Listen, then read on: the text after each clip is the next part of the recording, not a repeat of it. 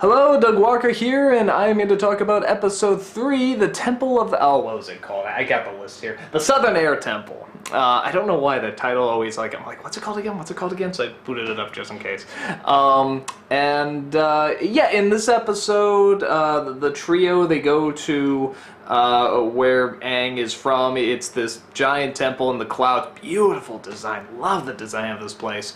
They go there to try to see if the monks that trained him are still there, and the fire army has gotten to them, and we get a little bit more insight into his backstory, like he actually is reincarnated over and over and over, and every single time it does, it's into a different sort of element of a nation, or whatever, the water nation, or the air nation, and so on and so forth.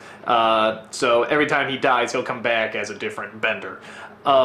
And that's all fine and good, and that's really great. This episode seemed very much to belong to the Prince, though, who I just found out was voiced by Rufio. I know that's probably common knowledge to all of you, but how does he still have that voice? That's so impressive how he can still have that voice, because I swore it was like a teenager doing this, but I mean, he's a teenager when he did Hook, so it's very impressive. But anyway, so you get more into his backstory and the relation between him and the uncle, and also his interaction sort of with his people and this general he comes across, and why it's so important to him. Not just why it's so important, but how much time he has spent looking for this Avatar character, and if he can actually find this kid and bring him back and defeat him, he might not be an outcast anymore, and he might be brought back in, and he can finally regain his honor. The reason this character is becoming so fascinating is because it would be so easy, especially in a kid's show, a Nickelodeon show on top of that, to make this just the bad guy. You can give him a tragic backstory, but there's like little to few redeeming qualities about him, or he's just a badass or something like that. And this is a very identifiable villain. And a lot of that does come from the uncle, who's always by his side and always trying his best to support him, and keep a good sense of humor too. But this episode, more than the others, do you really feel not the vulnerability, because I think he got the vulnerability in the other ones, but that's just where you say, oh, poor tragic villain. We've seen that in Batman, a bunch of our kid shows too. That's nothing new. There is a lot of honor to this character that you discover by the end that probably comes from the uncle, but it's a good mix between being very honorable and very, you know, impatient and deceitful and angry and angsty, and it balances out very, very well. And at the end of this episode, he has a battle with this general. The general wants to go find the Avatar because he doesn't think the prince is capable. He already lost once. You know, in his age, he's a teenager, so he doesn't think he can do it. And he actually, they challenge each other, and I guess the winner can go find him. They challenge each other to this firebending competition. And it's a great fight, great animation. I realize this show has balance down very well. That's what I think I was trying to say in the last one, is that the balance in this show, when a character is trying to, you know, retrace his steps, or he's trying to, you know, stand upward, but stuff is being thrown at him, as is common in this show, you feel when they're off balance, you feel when they're trying to get back on their feet, and it's very, very well done. That's hard to get in animation. They do very, very well. And by the end of this, he defeats the general. The general says, you know, do it, kill me, and stuff like that. And he lets out the finishing blow, and for a split second, it got me. It then hit me. I'm like, wait, no, it's a kid show. They wouldn't do that. And sure enough, he just hits to the side of the head. But the character is good enough and complex enough that even for a split second, a kid show to fool me like that is impressive.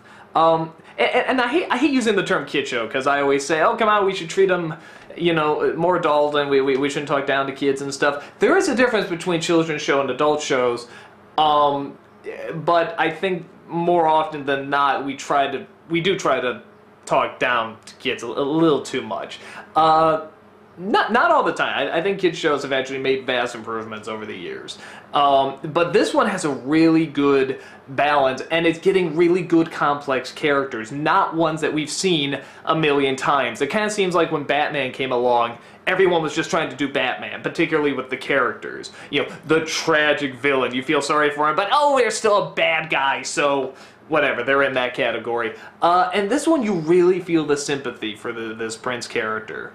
And I like that the general at the end then tries to attack the prince and the uncle comes in to save him. And it's clear which of these is the more honorable, ethical character. And that's so strong because you're so used, particularly in Nickelodeon programming, to just hate the bad guy. Even if they're tragic, you just hate him, and that's it. You're almost kind of rooting for this guy. You see where he's coming from because he's identifiable. It's kind of like when you're watching the Roadrunner and Coyote. Yeah, you're rooting for the Roadrunner, but God, you feel so bad for the Coyote, you want to see him just get the damn thing. So and that's complex, and that's interesting, and I think it's wonderful that they're incorporating all of that. The one other thing I'll say about this episode before I sign off is that I'm really happy they address so much children's shows and literature is just children's media. Of course, a lot of them star kids, and I love the way they write these kids' characters. These are very well-written characters. The brother still gets a dumbbell line here and there, but they give him a lot of honor too, which I like. He definitely has his moments as well. They have the main character, the special character, the one that's gonna be, you know, the great hero, whatever, and everyone's just like, you know, the prophecy or whatever, though this one's a little different. This is sort of an established prophecy that's been going on for years and years, so it's not as much, hey, this is just a myth. It's like, no, this has been proven over and over that this has happened, so, but you have this special character, and everyone tells the kid, you're special, you're gonna be something great, you're gonna be something unbelievable, and it's always the wrong move to do that whenever they do that. Harry Potter, I want to smack all those idiots every time they say, you're gonna be the great one, you're the chosen one. Shut the fuck up, don't you know what you're doing to this kid?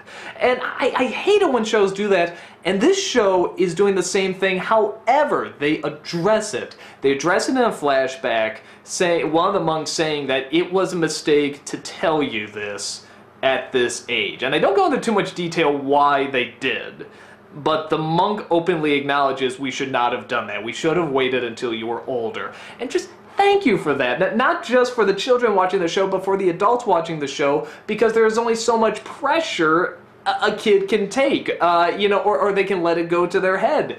And I think it's so smart that they actually address, look, we know we have to sort of do this, like, you know, everyone can be special given the chance, you know, and that's just sort of, you know, a routine story. But at the same time, they're addressing that it was not the right thing to do. And that helps because the kid does not want to be the Avatar. He does not want to be the savior of all this. You know, he does not want the responsibility. And again, that's part of the problem with it. And they address it. So not only does that create the drama, but it shows where it came from. And they show it was not the right thing to do. And I'm really happy about that. I'm really happy that it's addressing that because it drives me nuts. You know, same thing in Narnia, or, you know, same thing in Harry Potter, same thing in Secret Men 2. I hate that. And I'm so glad that even though they are technically doing it, they're acknowledging it was a mistake. So, again, definitely some very, some fun stuff they're playing around with, and the episodes just seem to be getting stronger and stronger, and they're sucking you in more and more. So, and the strength of it seems to be the relationships off the characters, and that's, I'm a character guy, so I love that, but there's also good story going as well, with a good mystery, and a good world, and I don't, you know, they call this thing a lemur, that little gizmo thing. I don't know why they don't just, like, make up names for these things. Yeah, that's a penguin. That is clearly not a penguin. It sort of looks like a penguin, but it has an otter and four arms. That's really strange. So, but that's nitpicking. I'm really enjoying this world. I'm enjoying these designs, but most of all, I'm enjoying the interaction of these characters. So I'm having a ball with this show, and I can't wait to see episode 4. And I will see you there.